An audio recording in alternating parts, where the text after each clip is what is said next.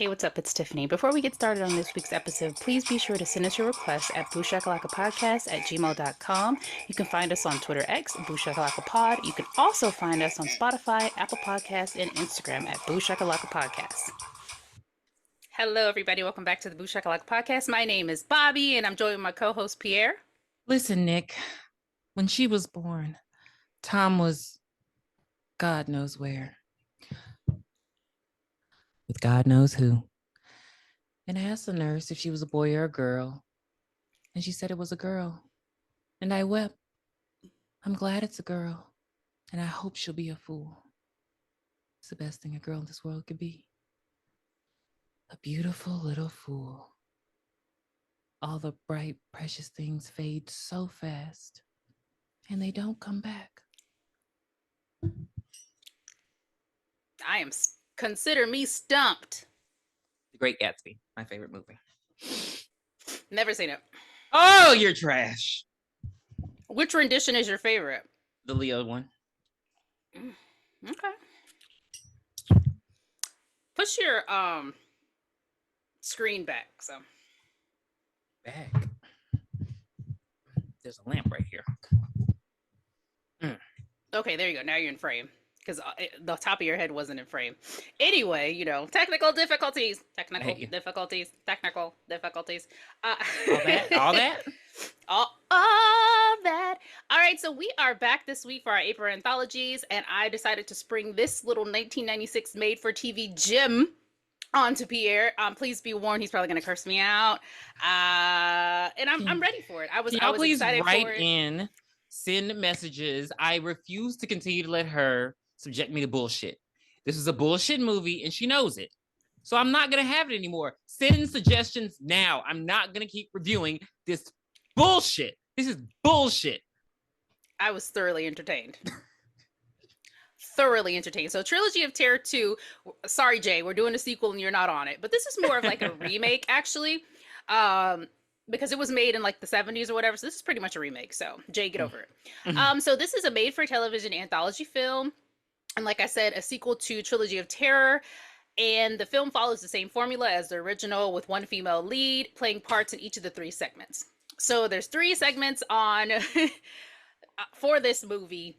And the first segment that we will get into is called Graveyard Rats. And I thought it was really funny when I started watching it, because previously, when we were talking about the taking your kids to fucking Disneyland on your goddamn welfare check, yes, we mentioned rats. So I was like, oh shit, it's come full circle. Wait, what?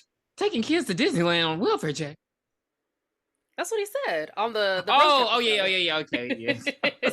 Like, if you don't get the exterminator here. Oh my god. So since obviously he hated it, I'll go ahead and get started. So the first segment is called Graveyard Rats. And we see old fart Roger, I forgot his last name, talking about firing Ben, who is his wife's Laura's cousin. And the reason why he wants to fire Ben is because Laura and Ben are fucking each other.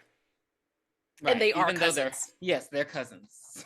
I don't know if it's first, second, third, fourth, fifth, sixth, seventh, or eighth, but they're cousins. And they know that they're cousins. So that makes it disgusting. And Roger has proof. So he's basically telling her that currently she's the sole heir to his fortune, and if she doesn't get her shit together, she's not going to get the fortune. And if she doesn't get her shit together and what do you say, cool her hot pants, cool her panties, he's going to leak the recorded tape of her sleeping with her cousin, and obviously her life and everything will be over. Hot little panties. Revenge porn. Pretty much. Which, see, my opinion changed as the movie went along. Because at first I was like, for him to keep her in the will seems kind of quite kind, considering you have an affair on him. So I was just thinking like she was like Anna Nicole Smith. She married an old guy, cheated and was cheating on him, until he died. Until the movie goes on and you realize he's a fucking asshole. But to everybody. I'm Team Roger. Really? Even after he was like doing all that yelling and like really? So Laura immediately goes to Ben's house in her lingerie. And fucks him again. Yeah, and comes out with her lingerie, and she's basically like, she tells him the story that hey Ben, I can't stop screwing you. So what can we do? What can we do? And Because I he's really like, want to get this money. oh, I thought you were gonna say something else. Oh my God, you're such a clean Uh, woman. And so he's like, I know what we can do. We can fucking kill him. well, he's watching. We have a foreshadowing moment. Foreshadowing moment. He's watching some horror movie, I guess, and this woman in a wheelchair gets pushed down the stairs by somebody, and he's like, the light bulb goes, bing! We can kill this old fucker. He must be watching And Gremlins. Laura's like, no, let's think of a different plan. This isn't it. And Ben's like, no, we could really kill him. What do you think? Hot panties, what do you think? He must have been watching Gremlins. And so but I thought in Gremlins it actually moved really fast up. It was the chair. It was the chair. The chairlift. And so so they devise but wait, a plan. he says, but before he says that, oh, God. he finally convinces her, and he says, just think what we could do with all that money. And then he strokes her face and says, cousin. It's so disgusting. Like, they devised the worst plan I've ever seen in my life. They're trying to pretend it's a home invasion or a burglary. But they don't really go for, like, it's like they had the plan, then it just went off. Because I'm like, why did he reveal that he was? It was just very odd. Because he was evil, and he wanted to show Roger that he had the upper hand. So Roger at the house bitching. He up there bitching, cussing all the like help out, everything. Like, he's just mad as hell. He cussing people out on the phone at the company and everything. He's being an asshole, which is why the sympathy meter goes down. And so Laura brings him his, I don't know, pea soup. Like, I don't know, his. One time I went to Barney's and your mom's so dumb. She went to Barney's and asked for a Nikoi salad when it's actually a Niçoise salad. I hate you so She probably bought him a Nikoi salad when she should have brought him a Niçoise salad. It's that nasty soup. He takes a bite of his bread and he's like, it's hard and cold. How long does toast stay hard? I mean, I'm sorry. How long does toast stay cold? Riddle me that. And I have a funny story. So when I was in college, we were in the cafeteria, and the cafeteria, this is when I was going to junior college.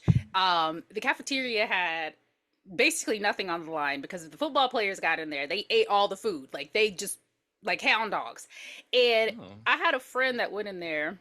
I think this was breakfast. It actually was breakfast. So she got her plate or whatever, and she pulled up the biscuit. She bit into the biscuit and threw it. And she's like, these biscuits are hard and fucking cold. And we were just like, I literally grabbed my lunch tray or my tray and walked the fuck out of there. What are you doing throwing food? We're grown-ups. We're 19 and you're throwing food hard and fucking cold. And they knew it was her. I was gone. Not we're grown-ups. We were grown. I was driving. Y'all have to understand, Tiffany has amazing food and drink stories. That's why I was fat. And, so as she brings in the food, they hear a noise downstairs, and Roger, being big and bad. Oh, we forgot to mention Roger is in a wheelchair, but him being big and bad, he's like, "What the fuck was that? Who in my house? Not in my house. Not on my watch." And he goes over to the door, and he's kind of just like standing there, and he's looking. And the wife says, or Laura's like, "Oh, I'll go ahead and call the police." So she's on the phone. She's like, "Hello, 911. Yes, we have a burglar in our house.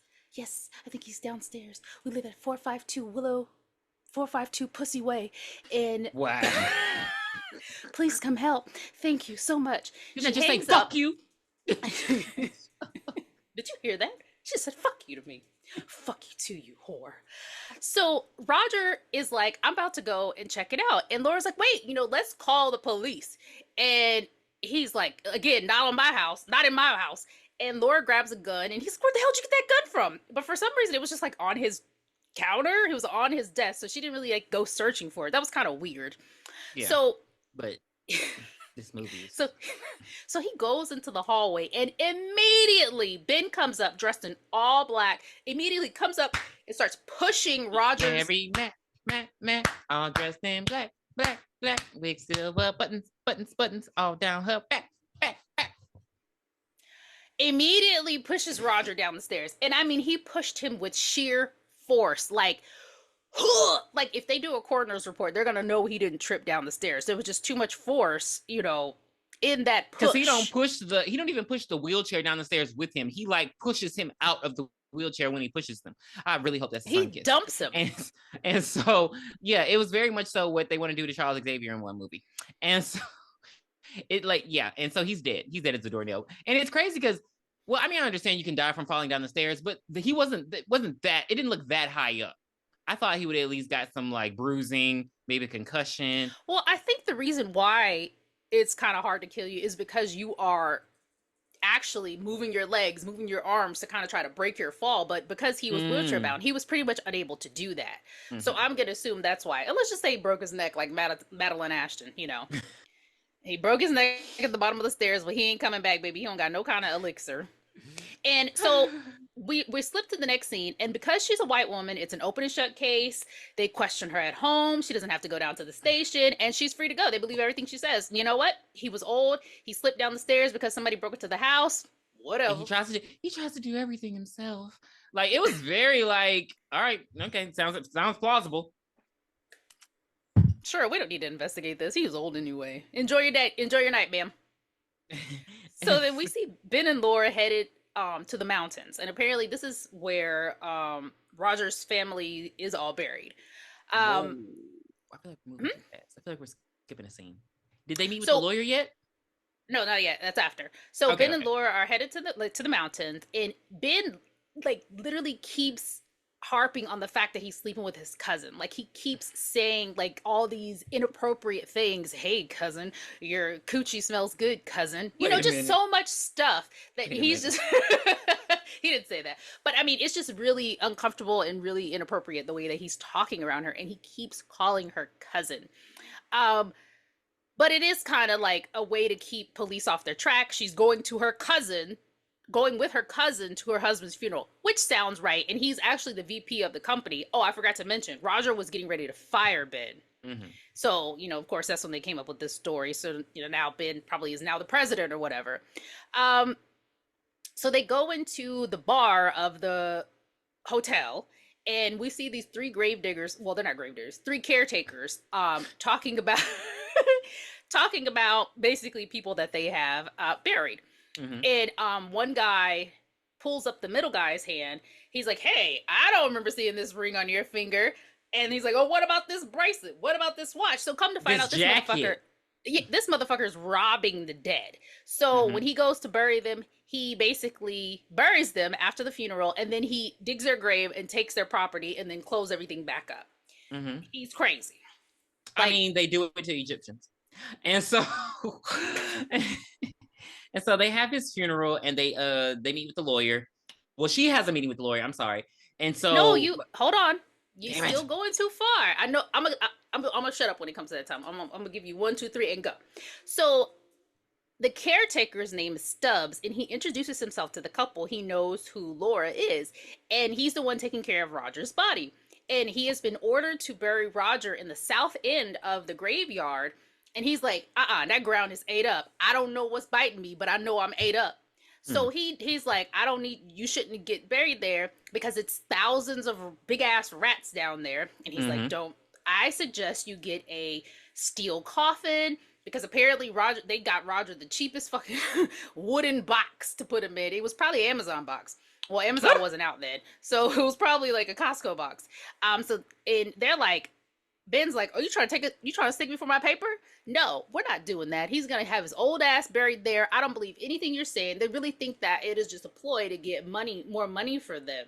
Which, honestly, if he's already the VP, like, how, I mean, I understand, like, funerals can get expensive, but come on now. If you're the VP of a big company, you're making money. You can afford, like, I don't know. It was just I feel like that was cheap. I mean, I'm pretty sure he had life insurance that would have paid for it. Paid for the entire funeral. Yeah. I just feel like it was just cheap all around. Like, you're already going to get his inherited. Like, it just felt very odd. That was weird. So they all go to the funeral, and then the next morning, 1, 2, 3, go. The next morning, they meet with the lawyer. The lawyer comes and they're always together. And so he's like, okay, we need to meet, blah, blah, blah. Of course, there's no reason for Ben to come. Like, it's just very weird. And so he comes all the time in their bedroom anyway. This how you want to live your life? And so is this where you want to be when Jesus comes back? And so she meets with the lawyer, and he runs. It's insane how she meets with the lawyer, and it's like he runs up to her like, what did he say? What did he say? And so basically she explains, bitch, ain't no company. The company is a shell company. There's no money. She's like, he moved his money. He transferred into an account. There's nothing basically. And so they're like, what the fuck? And so after the funeral, after he's been buried, then they start, I forget how they get on it, but they start brainstorming. So he says that he transferred all the money into an account in Zurich and microfilmed the access codes so that nobody could have them. That's what the lawyer tells Laura. So they set out to find the codes. Ben and Laura set out to find the codes. And while they're at the house, Ben jokes and says, it's probably buried on him. And Laura's like, oh my God. He requested in his will to be buried with this watch. That has a secret compartment. Yes. So of course it's enough room for the microfilm to fit in. First off, I didn't know what microfilm was. Riddle me that. It's been in movies before. It's been a plot device in movies before. Okay. That's all I know. So the two show up. They're like, muah, muah. So the two show up at the gravesite at the dead of night. And I'm like, they couldn't go at around 6 p.m. when there's just a smidge of daylight still out. I don't know. But baby, when they get there, the caretaker already digging. Literally, the work has been done for them. The caretaker in there getting ready to take all this shit from, and so. But you know what's so funny? He was only buried with that watch. Was it worth it to dig up that entire grave for just that watch? Maybe he wanted the suit. I don't. Maybe he don't care. Maybe it's just a thing for him. He gets him off. Like the guy from Death Proof. That's true. And so so Ben walk up. Hi, howdy ho, and then slams him with the shovel. So grave robber's dead as a doornail, and Laura walk up, she what the fuck? He well, he was robbing graves. I love how we tried to justify the murder, y'all just killing people. He's a murderer. Right. At some point you have to kind of realize maybe he's not the one for me. And so Ben jumped down there. This is the stupidest fucking I fucking can't stand Tiffany. So Ben jumps down there. Of course, the watch is there. We see the watch. He's like, there's the watch. Here go this dumb fucking bastard. She gonna pull out a gun. He look up. So he grabs the watch and she's like, open the back. When he could have been climbing out of the grave. Tiffany, I'm so mad at her. Open the watch. He opens it and they're like, yeah, baby, the microfiche is here. He turns to her and she takes out the gun and says, what did she say? Enjoy your trip. Blam. Pop. And y'all, when she shoots him twice, when I say she shoots him, I mean she shoots him. Because not a gun smoke, not a flash comes from the gun. They literally just have a fake gun prop and they have gun sounds that they make when they want her to shoot. But they don't even go through the anguish to make a pop, to have it look like they do. No, because they do this shit. I've seen stage plays at churches where they've had a fake gun and they know how to make the sound and with in the gunpowder effect. So the fact that they didn't do this for a movie, y'all can go to hell. Y'all can burn. Right, but here's the thing. She shot him in the grave. So now she has to get in the grave to get the watch. She should have let him come out of the grave. Give her the watch and then shoot him, and then he would have fell into the grave, and then your work is done here. Well, so I don't know. Too late. So Ben is down for the count. He gone. He dead. So she looks. She's like, ha ha ha! I'm gonna get the watch. All of a sudden, Roger's body just starts being pulled from the head. Literally, it looks like Wizard of Oz. It looks like Wizard of Oz when she went to get them damn shoes. The matchbox pulling. It's like when she went to get them damn shoes. It's like they're gone. Yeah. And Laura's like, what? So and she jumps into the grave trying to grab it. She can't get a hold of it because, baby, it's them big ass fucking rats. She get them. And they, She get them buckle on me shoes though. How's the rats look, Tiffany? I don't know. They actually weren't even. They were like, ah, ah.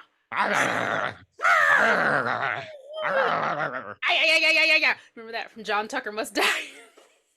No, I was you. That the was beavers. Easy, That was easy the. A.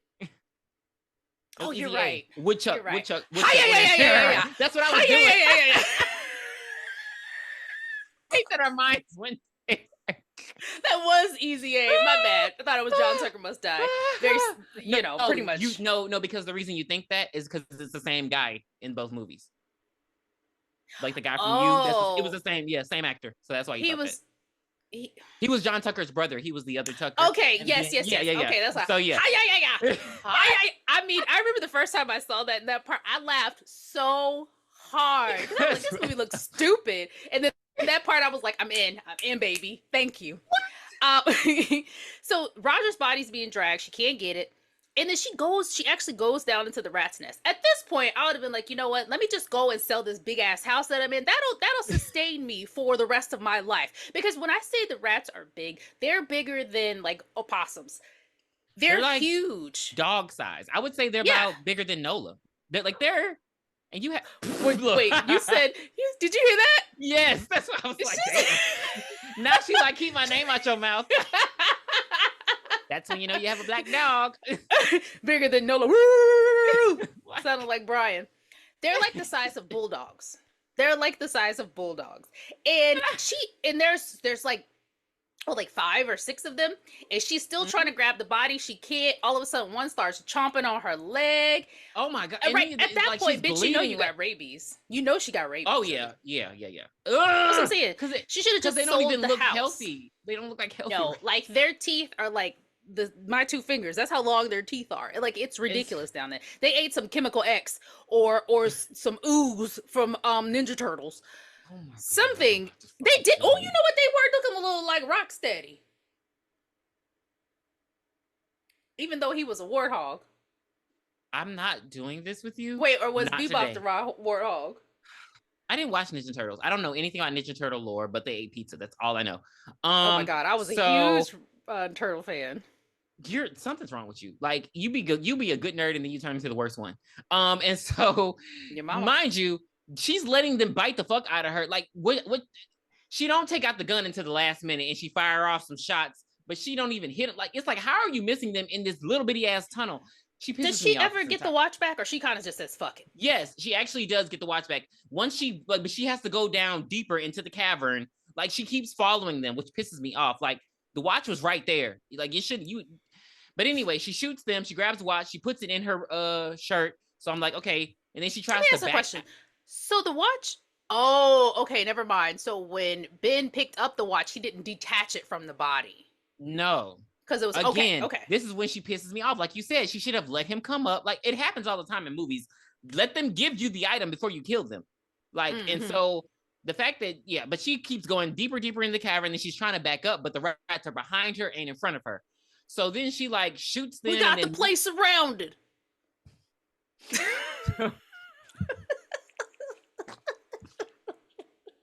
So then she shoots them and then she's moving. And then she sees a coffin opening. So she's like, oh, well, this is the coffin.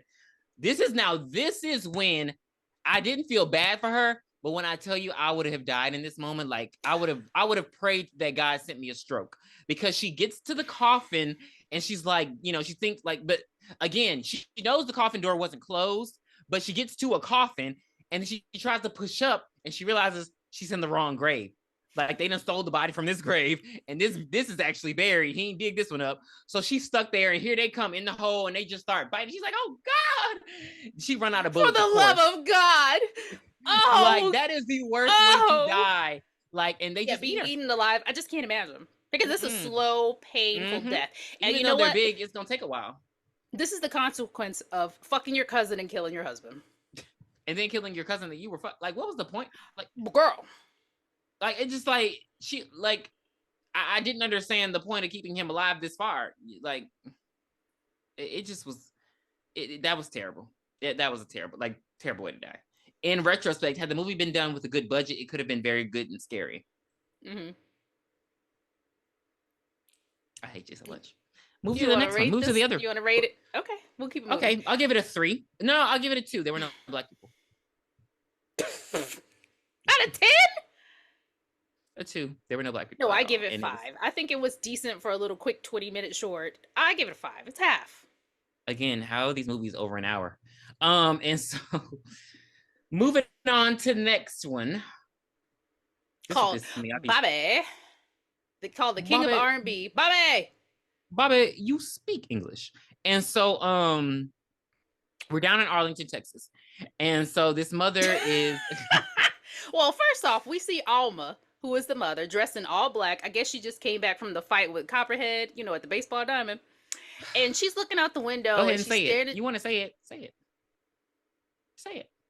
Bitch, I should have been motherfucking Black Mamba.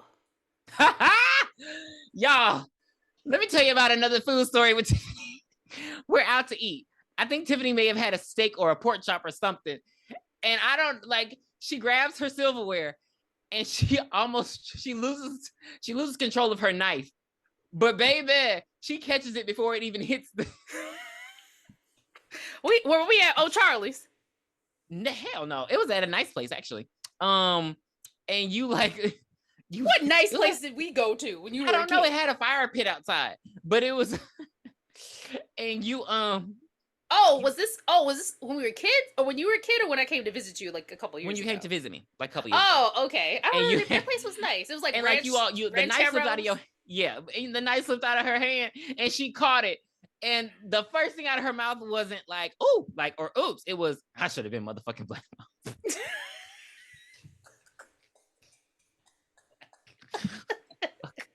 And it was, don't play with my food. It was so cool though, because it was a very sharp knife, and I'm glad it didn't fall too far or on her skin. But baby, it was just for no reason. I should have been motherfucking Black Mamba. Vivica had a point. Why the fuck was the white girl called Black Mamba? Because it was the deadliest snake. And so they could have called... Well, somebody was already Viper. No, they were just called the Vipers, but they nobody could have just called her Anaconda. That's not a poisonous snake. It's not a viper. Well, anyway, so so she's staring out the window and looking at some rocks, and the waves crashing onto the rocks. We see that the weather is not too good where she's living. You said Arlington, Texas. Bitch, this is a beach. This is a beachfront house. Because her son's name is Bobby, and so she must have been in Galveston. She was in Galveston, and so she's crying, and then immediately she turns into a charmed one, and we see her with this big ass book and starts drawing on the ground to have a fucking seance to find her dead son. No, Bobby. She was Tiffany Valentine, and so she get up there. Ade due dambula, give me the power I beg of you. She's summoning every dark force known to man so she can bring her son back to life. And I'm like, bitch, I know you've seen Pet Sematary. What are you doing? This doesn't even sound right. What the... And she's doing it by herself at night. It's dark. The Book of the Dead. She got the Book of the Dead. And it's like, girl, you want to bring Imhotep back to life. That's literally your only goal here. And Imhotep. So... yeah, played by a white man. And so, well, yeah, but he was still fine. So before she goes to bed, she hears a noise. She hears a noise downstairs, and the thunder is rolling. The lightning is lightning, and she goes over to the front door. She opens up, and bitch, Bobby is there. Bobby is there, and he is doing the Harlem Shake because it's so cold, and he's soaking wet. And she's like, "Oh my God, Bobby! Bobby, where have you been? Where have you been?" She pulls it into the house. It sits him on the stairs. He was dead, bitch. She sits him on the stairs, and he's like, I didn't remember who I was till now, and then I just walked home. And she's like, "Okay, what else happened?" And he's like, "Mommy, I'm cold." And she's like, "Oh, I'm so sorry, Bobby." So she takes him up to the room, takes his shirt off, and gives him a towel. You don't take them cold ass pants off of him though. Mm-hmm. And she starts to question him, and he basically is deflecting. And he tells her that he's hungry. Oh, well, no, he said that she's asking him questions over and over again, and he said he remembered who he was when he was walking home, and he remembers cold water, and he couldn't breathe. And some people basically picked him up on the beach and rescued him. So but he ran away from them. Yeah, but he ran away. Okay, so he forgot. He remembered who he was, but then sensed he was in danger, even though he was not. It wasn't a like, hey, people that saved me, I know who I am now. We could go to my mom's house. Drive me there. He just bust out in the middle of the night while it was raining. Like, fuck it. I gotta go. I gotta go back to home and get a tuna sandwich. So he tells his mom that he's hungry, and she starts preparing a tuna sandwich. And apparently a dry. I didn't know that was tuna. I thought that was like ground beef or like mutton or... She toasts the bread and then puts the dry ass tuna. Okay, so as somebody who hates mayonnaise, I will only eat it like in deviled eggs, potato salad, and tuna. And I like pretty much dry tuna because I'm not a fan of mayonnaise. So I understand. It was good to me. I hate you. I understand because I hate mayonnaise too. And I'm like, with the deviled eggs, with like, but I don't know. It's just something about when you actually make the tuna and if you season it correctly, you can't taste it. So I distance myself from that. That's the only time I like it. You're not finna see me put mayonnaise on a sandwich and eat it. There's not. Extra mayo, please. Scrumptious. FYI, guys, that's from Undercover Brother. It's the way she slammed it on the sandwich and then she stirred it up. Extra mayo for me, please. I hate him. You gotta use your hot sauce watch to get rid of two liberal spritches of this watch to make white people food edible. God, I hate him. I will never forgive Eddie Griffin for what he's done to comedy. Because that movie was hilarious. Because it hasn't been good since then. I have not laughed like that hard. Maybe since like no. And you know what? Hangover? I bet a movie like the original Hangover. I did crack up at that. But Undercover Brother, I remember seeing it in the movie theaters, and I was crying laughing. But a lot of his movies are underrated. Like even Double Take is a great movie, and it's super funny. I think I'm gonna have to go visit it again. Yes, like he's hilarious in that movie, and I'm like, he does not get like the flowers he deserves because he was fucking funny. But so Bobby, it starts to question his mom. He says, "Mommy, was I always a good boy? Did you love me? Were you always nice to me? Were you nice to me, Mommy? Why was I in the water? Why did those people find me? You told me not to play by the rocks, right, Mommy?"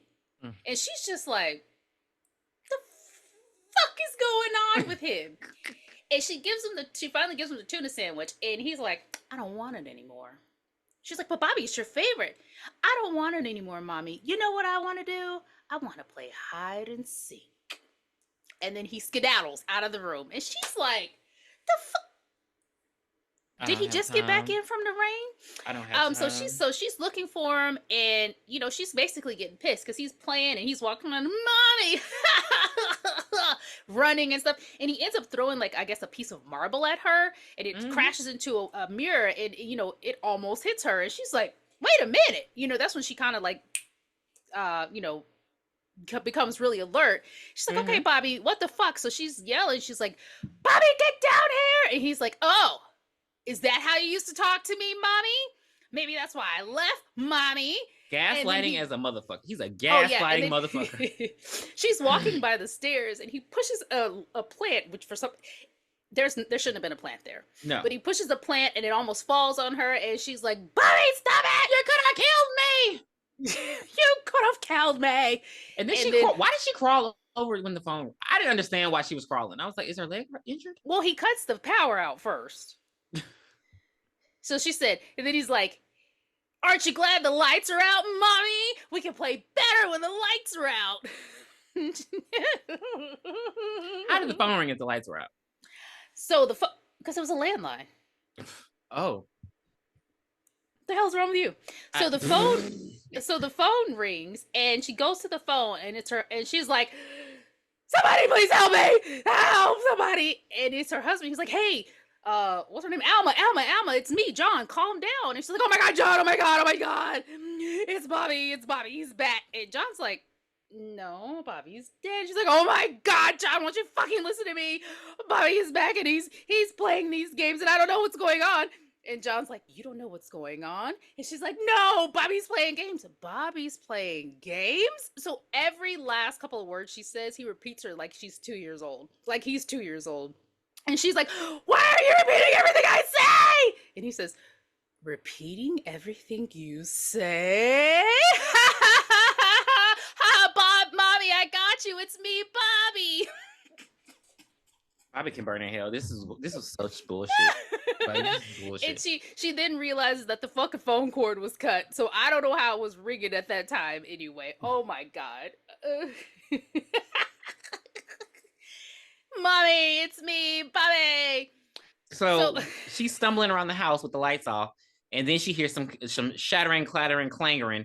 This bitch grabs a knife. And this is when, well, actually, she should have been, I don't have time for this shit. I don't play with the evil children. You're going to die. I'm not the one to test. This is not about to be like Pinocchio's Revenge. We should do that movie. Pinocchio's Revenge. No, we should not. But wait, before she grabs the knife, Bobby's like, Mommy, I'm no longer having fun. I think we should switch places. Now you go hide and I'll seek you. And I'm not over exaggerating. Bobby's She's not. Like, I'm not. She's playing. not. And I want to know. I know that actor. I need to figure out who the fuck it is because I need to bully him on Twitter. I don't know who he is. Yeah, I've seen him before. I'm gonna bully him on Twitter because what the fuck is this bullshit? Stop she's not it. exaggerating. This is how he was talking the entire fucking movie. Like, boy, and he's not like that age to where he would ever be talking like that. This boy is like 13, 14. Yeah. Like, don't play with me. He's Casper's age. Oh my God, that was so mean. So she grabs a knife and she goes to hide into the pantry. No. Bobby grabs a knife while Alma goes and hides in the pantry. So while she's in the pantry, she sees a wrench. Okay. So Bobby's like, the kitchen would be a good place for Mommy to hide. Mommy, are you in the kitchen? Oh, the pantry. Mommy, are you in the pantry? I think you're in the pantry, Mommy. So he goes and he starts jiggling the knob and Alma's like, all right, bitch, I'm ready. So she's got the she winding up with the wrench, and then Bobby's like, oh, I think I heard something upstairs. You tricked me, Mommy. Ready or not, here I come. And she hears feet. Oldest trick in the fucking book. Literally, like, baby, I'm not leaving. I think I've said this in movies before. I'm just gonna sit there. I'm gonna sit there all night, and then when people come, oh, that's where I was. I'm not moving. You will not catch the gingerbread man around here. Not my gumdrop buttons. Not my gumdrop buttons. But if anything, I wouldn't go until like at least it was sunlight, so I could see what I'm doing. That probably would help too, because I mean she could have easily, what would have been real smart? She was in the pantry. She should have got like a bunch of flour, open the door, and do the shit. Oh yeah, that would have been really good, or bug spray, or some cornstarch. And so she opened it up and boom, there he is. But she pop his ass. She does wham his ass one good time and then go running. I'm like, my son would have died again. She grabs her keys and runs to the garage, and she's pushing the garage door opener, and for some odd reason on a night like tonight, the power was out, so it wouldn't open. I would have ran the car through it. The car didn't start, bitch. The car ain't start. Yeah. I think she was. So when she realized it wasn't coming up, she was still trying to start the car. And for some reason, this rich ass family, this rich ass car, this 1996 Beamer or Mercedes Benz wouldn't start. And that is really weird because in 1987, when Mrs. Lansing was driving home, her Mercedes got through anything, baby. 20 miles in 15 minutes. Oh, that is impossible. It's gonna be what, $3,000-$4,000? And then it'll look brand new. So Bobby comes out to the garage. He's like, that wasn't nice of you to hit me like that, Mommy. And she's hiding in the car, and he's like, hiding in the car is not a good enough hiding spot, Mommy. So then he bursts through one of the windows in the car, and she runs out. She gets out of there, and she runs back into the house. Why didn't she lock the garage door? Right. So she runs up the stairs into her bedroom. Well, she hides in her bedroom. And at this point, does she get her gun? Mm-hmm. Okay, so she gets her gun, and Bobby runs in, and he's ready to get her, and she shoots that motherfucker out that window that she was looking through earlier in the movie. So he flew out like the good son. Bitch, he is dead. We not gonna see him. Oh, Mr. Highway. Mom, I love you. It's We're just playing Mr. Highway. woo. So Bobby's gone, and she's like, whew. Well, at least, nobody really knows what happened. And Bobby was already dead before. So, look, I guess we good. Let me go down here and eat this tuna sandwich that I made. Wow. So she goes walking down the stairs, and bitch Bobby is back in the foyer. She lets him walk through the door. She lets him walk up the stairs to her. And then, bam, he behind her. He pushes down the stairs. I'm like, bam. Yeah, that was weird. And I would have shot his ass in the head. Like, bitch, somebody. Huh. So he pushed her down the stairs. So she's now down, and she's looking up at him on the staircase. And he's like, you lied, mommy. Exposition. Bobby didn't drown by accident. Bobby drowned himself to get away from you, mommy. Bobby didn't want to come back, so he sent me instead. And baby, it's the fucking gremlin from fucking Goosebumps. I love how our shit comes full circle. It literally looks like the gremlin from Goosebumps when she had the mask on. And I'm just like, sir. So. And it just ends. We don't know if, she was able to fight him again. Yeah. So, his mom was so terrible, he drowned himself, and then she tried to bring him back, and he sent a demon to go kill her. Like, why didn't he just go ask to live? I don't know. I don't know. Get the book she had and summon a demon to get her while he was still alive? Sir, you're dead. Like, I don't know. For this one, okay, I actually give this one a 6 out of 10. Only reason, it did have some very tense moments. Like, I enjoyed it. I enjoyed this one. I wish the ending was different. I wish we would have saw him kill her. Mm-hmm. But other than that, yeah, I give it a 6 out of 10. I'll give it a 4. All right, so now we are on to the creme de la creme, the last segment, entitled "He Who Kills." Oh, I want to hit you. I want to hit you. I want to hit you. I want to hit you. Do you want to start? I don't want to start a damn thing. We start off with the police going to investigate a motherfucking murder. A murder. 2 women are dead. I'm so angry right now. This was some bullshit. And this was the best one. So Amelia, okay, so as a note back to the original Trilogy of Terror, this little short was called Amelia with the same Zuni doll. So this was like a continuation of that. And they say that Amelia was the person that they found in the apartment dead. Amelia and her mother were found by her boyfriend, dead to the carpet, slashed the fuck up. So the police send the boyfriend away, and the coroner says they were both slashed at the throat with many small lacerations across the body.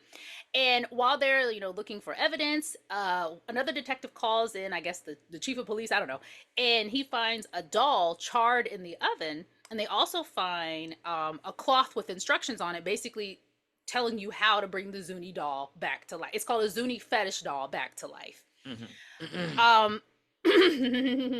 They read how the chain should be wrapped around the doll to keep the warrior inside. Should the chain be removed, doll and spirit become one living entity. So they don't care. Whatever. So they bring the doll with all of its belongings to Dr. Simpson's office. She is like a curator at the National Museum of Art and History. I don't know. Why? The fact that why are you? It should have been into evidence. What does this doll have to do with anything? Are you going to dust that motherfucker for fingerprints? Nobody's going to automatically assume that the doll did it. Like, it doesn't make sense. We know this from Chucky. Y'all don't believe shit. But my thing is, and here's my thing. Even if I don't believe, even if you just, I don't believe in that shit, blah, blah, no supernatural stuff. That's fine. I'm still not going to unravel the fucking chain. I don't believe in it. I don't need to find out that I'm wrong. So even if you don't believe, just leave it as is. Don't fucking touch it. Like, it's just. So actually, I skipped a little bit. So when they read the instructions, it was actually the doctor reading the instructions with her boyfriend in her office. So she's in possession of. Yeah. Well, is he? Oh, security? No, it's her boyfriend at this point. It's her boyfriend, and she's in possession of the doll at this time. So she reads it. This bitch literally picks up the necklace, is like, "Ha, we don't need this," and just flicks the necklace off to the fucking ground. They immediately don't believe any of it. The boyfriend's like, "All right, well, finish up here, and I'll come pick you up at 11." He heads out, and so she's still scratching away at the doll, and she realizes as she's scratching away the charred wood, the doll is like brand basically new. Yeah, it's like regenerating. It's regenerating. Like it had like such protective coating on it that even though it got burned, it didn't actually affect the doll. Mm-hmm. And so security. I'm just still trying to realize why she didn't put the chain on him at that time when she read it. It's a part of the exhibit at that point. I mean, we've all seen Leprechaun. Leprechaun was out by then. So anyway, so she's working on the doll, and one of the security guards comes in and says, "Hey, we're going to order some pizza if you want to come get some." And she's like, "Sure." So she leaves with the security guard. She leaves the Zuni doll on the desk, locks the door, and heads down to, I guess, the security station in the front of the, in the lobby. That motherfucker. So they finish eating. The pizza was the bomb. Everybody said it was good. And they got to take the stairs because, they ate so much. So after the pizza break, she goes back into her office. One of the officers walks with her, and she's like, "Wait a minute. I closed this door when I left." And he was like, "Yeah, you sure did. And you locked it too." So they go into the office, which is a lab. So they go into the lab, and the doll is gone. Also, the little knife that she was scraping him with is gone as well. Mm-hmm. So, of course, they want to be logical thinkers. And, somebody must have just robbed us for only this doll. Mm-hmm. No equipment, no potions, no drugs. Yeah. So I guess maybe she thinks that the person that committed the crime, maybe their DNA is on the doll somewhere. They'll find him, blah, blah, blah, blah, blah, blah, blah, blah, blah. Who knows? So the other officer's like, "Okay, looks like we have a thief in the building, a burglar. I'll go check it out." So he's walking, and we see some exhibits, and he hears a sound, and then we cut and we see the doll in action. And it is like, I gotta do the mouth is like this. It's always open, and we see it like moving from side to side, and the guy is walking, and he's like, "Hey, who's there? And he like steps to the right just a little too far, and we see the dog go, "Hi, yeah!" And he bites on what's actually a bow and arrow, and it springs the arrow in action and shoots right into the guard. The guard is dead. This is bull shit. So Dr. Simpson's like, "Damn, he is not back yet. The cop is not back yet." So she goes to look for him, and she finds the other officer that was still at the security station dead to the ground. Throat slash, slash, and all the wires to the building have been cut. I guess like for the power was on the whole time. Mm-hmm. I don't know, but there were some wires or stuff cut. Maybe I don't know. I don't know. People out. That's all I can think. But I don't know how they were. But then in the end, how does the boyfriend get in? So I don't think there's no writers were involved in the okay. So she runs to the exit doors; they're locked, and she goes back. She heads back to her office, trying to get her keys to open up the front door. So while she's in the elevator, we see that one of the top panels from the elevator slide to the side, and it's the fucking doll, like looking down on her. And he's like, 1, 2, 3, Geronimo! And he jumps on her. And he's like,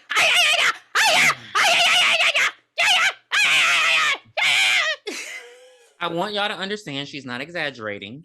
I'm gonna let her have her fucking moment. This doll sounds like fucking Donnie fucking Thornberry the entire time. Every time you see the doll, that's all you hear. Yes. The Thornberries. That's literally how it sounds. Screaming and he's stabbing. He's moving so fast. And she's like, "Oh God, no. She finally is able to push the elevator, and she pushes the doll out, and she starts running. So the chase ensues. That hurt my throat. It was literally like, this motherfucker is dogging her ass. Like, he's tiny, but he's quick, and he has the scalpel. So he's slicing her legs up.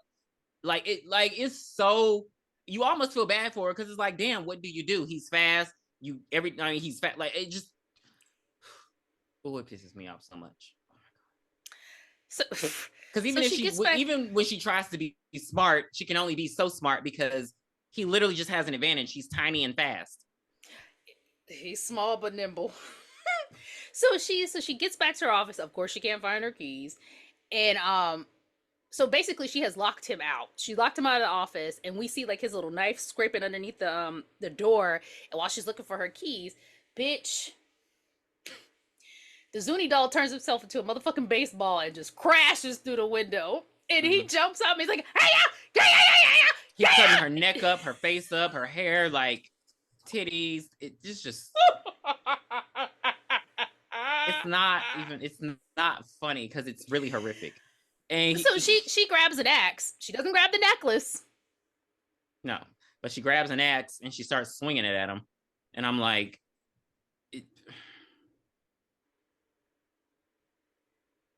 So she ends up hiding into the closet, and this is the funniest part. You see the doll put the knife in its mouth and use its two hands and little feet prying open the door. So he's pulling the door while she's pulling the door, and so obviously he's got to be strong as fuck. Mm-hmm.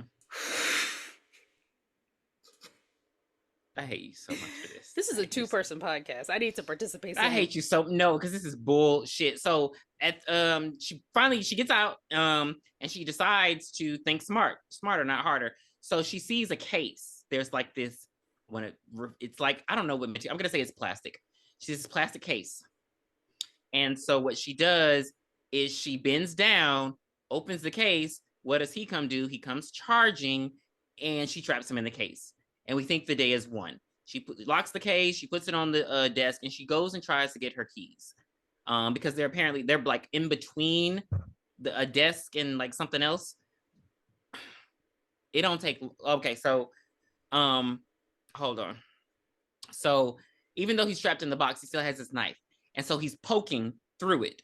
This is the dumbest part of the entire movie. So before she goes to get the keys, y'all, she actually tries to grab the knife as he's sticking it through with her fingers.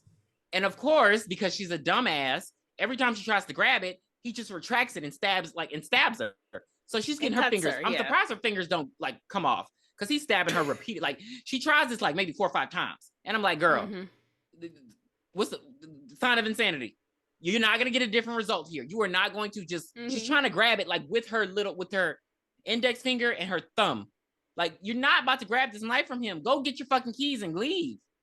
So she finally decides to be smart and try to go get her keys. But baby, he decides to be smarter. So he starts cutting like fucking Looney Tunes shit, bruh. You know, at that point, why didn't she flip the case and give herself, I don't know, 2 more minutes?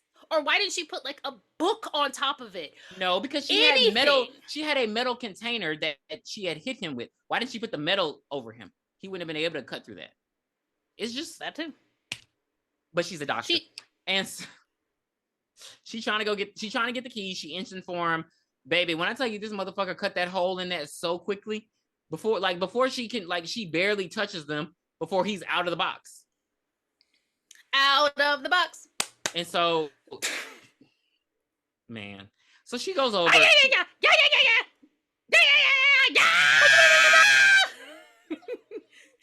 he does. You know what? You know what else he is? Tasmanian devil. No, I hate you. No, that's blah, blah, blah. No, he's Ace Ventura when nature calls. The little monster that Tommy Davidson when he was fighting him. Chicago. And so she goes over there and she just looks at him. And so what does he do? He's like, oh bitch, I'm ready for war. So he jumps on her and bites her fucking neck. Mind you, look at his teeth. Well, I guess the people listening on Apple and Spotify can't see.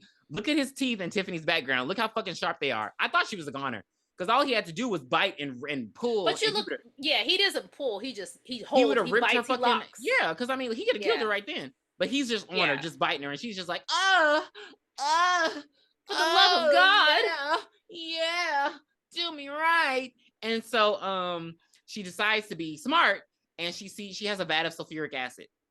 And so she finally just with a lid. And so she finally decides to be a bad bitch. She pulls him off, throws him in the acid, closes it. And he just burns up, breaks apart. Well, he don't really break apart. He just kind of burns up. And she's just like, I won the day. So she goes and gathers her things. But not her keys to head out the door. No. She gathers some fucking gloves and tongs to pull the creature out of the sulfuric Why? acid. It's only been in Why? there for like 28 seconds. Like, why? Get your Because she keys wants and- it. She likes getting cut up. So she goes, she opens the thing up, she grabs the tongs, and she screams. Cut scene. Her boyfriend's back. He's finally back. How does he get in?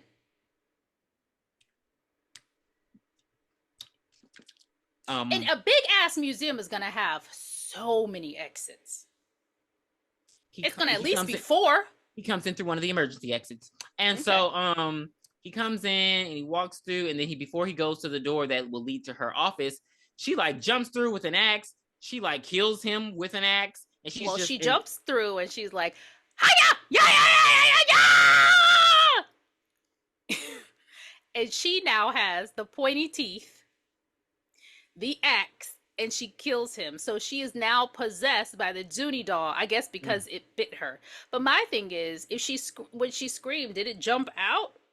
When she screamed, I want to assume that the spirit went inside of her, like the spirit of the doll went inside. Oh, okay, that makes sense. Because like the doll is no longer able to function. So, but the spirit, because remember, spirit and doll become one. The doll ain't no more, so the spirit could jump. Which again, I wouldn't have opened it ever. So.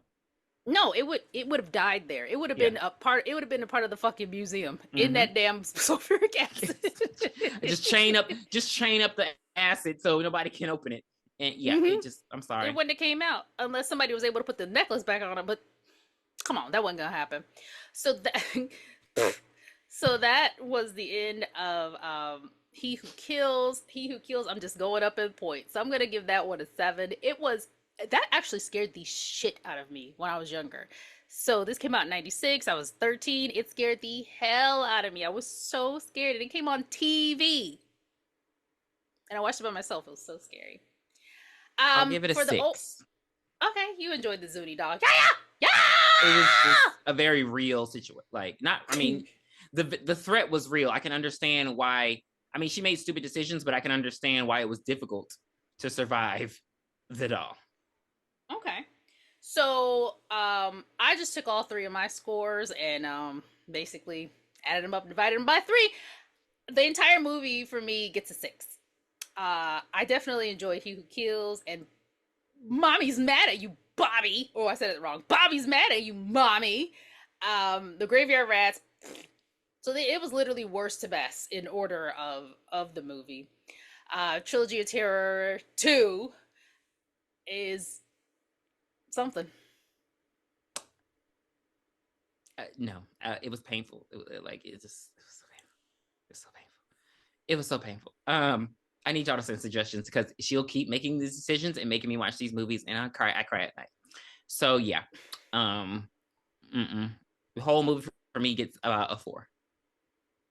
It was I give it a 4 is grace because it was made a long time ago. But the fact that y'all couldn't even do gunpowder with the guns when they were going off, come on now. You're like out of control. That just did it for you, huh? Out of control. And, they could remake it today and make it something. They could if they wanted to.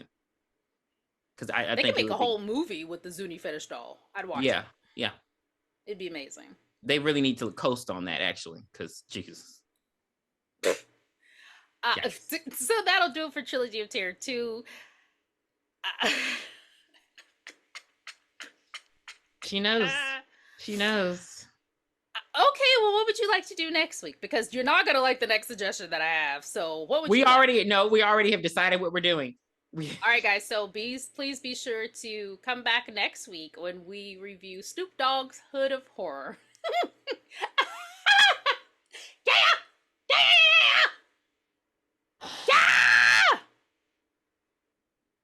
I just want to say, when we review Scream 3, I don't want to hear your bullshit. I don't want to hear no negativity. I don't want to hear this sucks. I want you to accept the fact that I blow this movie's whole. Okay? I just Did somebody say blow? Hallelujah.